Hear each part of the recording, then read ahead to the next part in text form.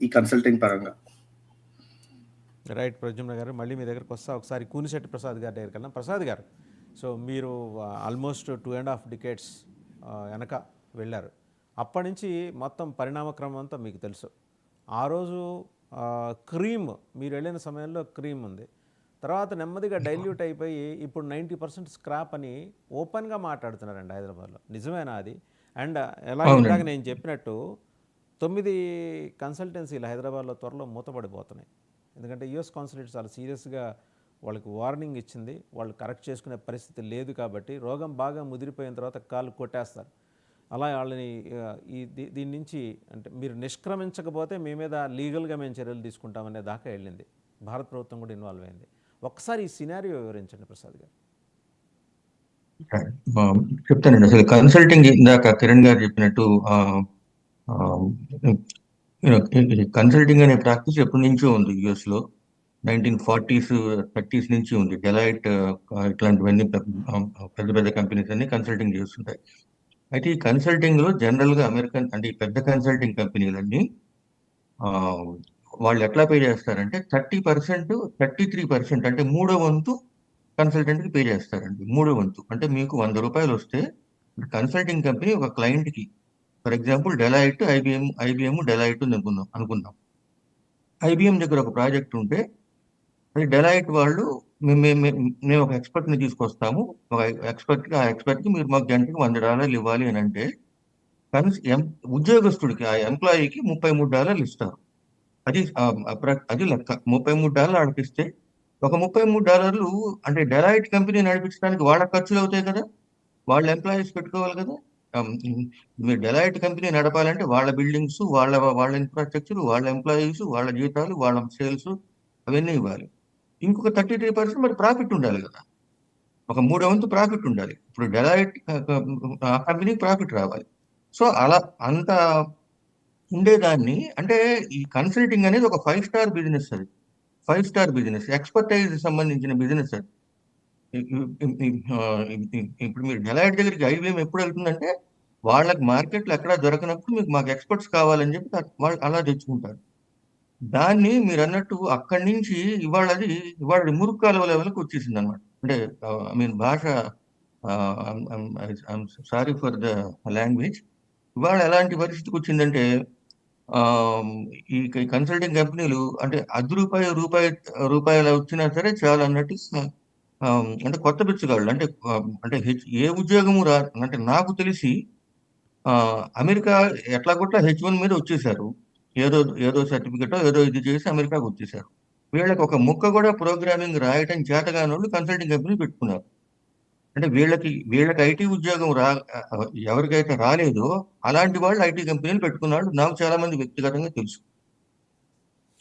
మీరు చాలా సీక్రెట్స్ చెప్పేస్తున్నారు ప్రసాద్ గారు. మీరు చాలా సీక్రెట్స్ చెప్పేస్తున్నారు. అంటే నేను ఇది నిజంగా వాస్తవమే.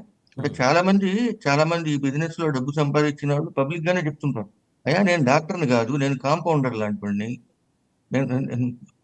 నేను కాంపౌండర్ని, నాకు డాక్టర్ కాదు, నాకు ఏ టెక్నాలజీ తెలియదు.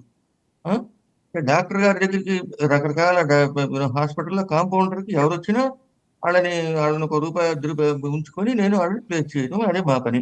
అట్లా ఇది ఇది ఇది యాక్చువల్గా 2000 సంవత్సరం నుంచి మొదలైందండి. ఈ Y2K టైం నుంచే H1B అనేది అంతకు దాదాపు 10 ఏళ్ల క్రితమే మొదలైంది. ఈ 2000 సంవత్సరం వచ్చేసరికి కంపెనీలు Y2K భూమి మూలంగా విపరీతంగా ఎక్కువ మందిని ఇక్కడ తీసుకురావటము, ఆ టైంలోనే కన్సల్టింగ్ కంపెనీలు మొదలైనవి. నిజంగా చెప్పాలంటే I started my company in 2002. 2002లోనే నేను స్టార్ట్ చేశాను. H1B వీసా మీద ఉన్నా కూడా మీరు కన్సల్టింగ్ కంపెనీ పెట్టుకోవచ్చు. మీరు స్టూడెంట్ వీసా మీద ఉన్నా కూడా మీరు కన్సల్టింగ్ కంపెనీ పెట్టుకోవచ్చు. అయితే ఈ విషయాలు చాలా మందికి తెలియవు కనుక వాళ్ళు పెట్టలేదు. ఇవాళ ఎప్పుడైతే ఈ విషయాలు తెలిసినాయో మీరు ఏ వీసా మీద ఉన్నా సరే అమెరికాలో కంపెనీ పెట్టుకోవచ్చు. అయితే ఏంటంటే ఇప్పుడు మీరు H1B వీసా మీద ఉన్నప్పుడు మీరు కంపెనీ పెట్టుకొని మీరు ఆ కంపెనీకి పని చేయకూడదు. అర్థమైంది కదా. అంటే మీరు కంపెనీ పెడుతున్నారంటే మీరు ఇన్వెస్టర్ అనమాట, మీరు పెట్టుబడిదారు. అమెరికాలో ఒక కంపెనీ పెట్టడానికి అభ్యంతరం ఏమీ లేదు, ఎవరన్నా పెట్టచ్చు. అయితే అందులో ఆ, మీరు ఉద్యోగం చేయాలంటే మీ ఉద్యోగానికి సంబంధించి ఇంకొక కంపెనీ H1 అప్లై చేసి ఉంచాలి రైట్. కదా. అది ఇది. సో ఈ ఈ ఈ ప్రాసెస్ లో మన వాళ్ళు ఇక మీరు అన్నట్టు అంటే కొంత ఎక్స్ట్రీమ్కి వెళ్ళిపోయి అంటే మీరు దొంగ సర్టిఫికెట్లు, దొంగ ఎక్స్పీరియన్స్లు, దొంగ గ్రీన్ కార్డులు. నేను కొన్ని విషయాలు విని ఆ, అంటే ఆ లెవెల్కి తీసుకొచ్చేసారు. ఇవన్నీ యుఎస్ఏఎస్ కి తెలుసు. అంటే ఇప్పుడు ట్రంప్ గారు వచ్చిన తర్వాత వీళ్ళకి తెలియటం కాదు, వీళ్ళకి ఎప్పటి నుంచో తెలుసు. ఎట్లా ఉంటుందంటే పిల్లి కళ్ళు మూసుకొని పాలు తాగుతుంది అంటారు. అన్నట్టు అట్లా అట్లా ఇప్పుడు ఆ సామెత లాగా ఉంటుంది అనమాట. అందరికీ తెలుసు, ఓపెన్ గానే తెలుసు. ఉమ్, ఇప్పుడు 8 ఏళ్ళ ఎక్స్పీరియన్స్ ఉందని చెప్పి మీ ఉద్యోగంలో చేరిన తర్వాత ఇప్పుడు ఆ పక్కన కొలీకి తెలియదా వీడి నాలెడ్జ్ ఏంటో, వీళ్ళకి ఏం తెలుసు అనేది వాళ్ళకి ఎట్లాగో తెలుస్తుంది. కానీ ఎవరు మాట్లాడకుండా సర్లే ఓకే వీడు అక్కడి నుంచో వచ్చాడు పాపం, కష్ట వాడి కడుపు కొట్టడం ఎందుకులే అని చెప్పి అట్లా చూస్తూ ఊరుకున్నారు. ఇది ఒక దశ దాటి ఇదే ఇదే ఇదే ఎప్పుడైతే ఇదైందో అట్లాగే ఇప్పుడు ట్రంప్ ఈయన పాలసీలు, గవర్నమెంట్ పాలసీలు కూడా మేము వీలైనంత వరకు దీన్ని కట్ చేస్తాము అనే దీంట్లో ఉండటం వల్ల ఇప్పుడు ఇవన్నీ బయటపడతాం. సో ఇది ఇప్పుడు ఇదంతా వాస్తవమైన పరిస్థితే. నిజంగా టెక్నికల్ నాలెడ్జ్ ఉన్న వాళ్ళని ఇంకొక పాయింట్ ఏంటంటే, నిజంగా టెక్నికల్ నాలెడ్జ్ ఉన్న వాళ్ళని డైరెక్ట్ గా ఎవరైతే క్లయింట్ కంపెనీలు ఉంటాయో వాళ్ళే హైర్ చేసుకుంటారు వీలైనంత వరకు. ఎందుకంటే మీరు ఇందాక చెప్పినట్టు ఇప్పుడు కన్సల్టింగ్ కంపెనీ మార్జిన్ వాళ్ళు తినాలి కదా. ఇప్పుడు మీరు ఏదైనా సరుకు కొనుక్కోవాలనుకుంటే మీరు ఏం చేస్తారు, మీరు డైరెక్ట్ గా ఇప్పుడు వాళ్ళ మనం రైతుల దగ్గర కొనుక్కోవాలి. ఇప్పుడు మనం డైరెక్ట్ గా ఎవరైతే సోర్స్ ఎక్కడైతే ఉందో వాళ్ళ దగ్గర కొనుక్కుంటే మీకు కంపెనీకి తక్కువ రేటుకి వస్తుంది. కన్సల్టింగ్ కంపెనీ ద్వారా వెళ్తే ఏమవుతుంది, ఇంకొంచెం ఖర్చు ఎక్కువ అవుతుంది, రేట్ ఎక్కువ అవుతుంది. అందుకని వీలైనంత వరకు కంపెనీలు కూడా వాళ్ళకి అవసరం ఉంటే వాళ్ళే డైరెక్ట్ గా H1B చేసి వాళ్ళు హైర్ చేసుకుంటున్నారు. ఈ కన్సల్టింగ్ కంపెనీల అవసరం తగ్గుతుంది.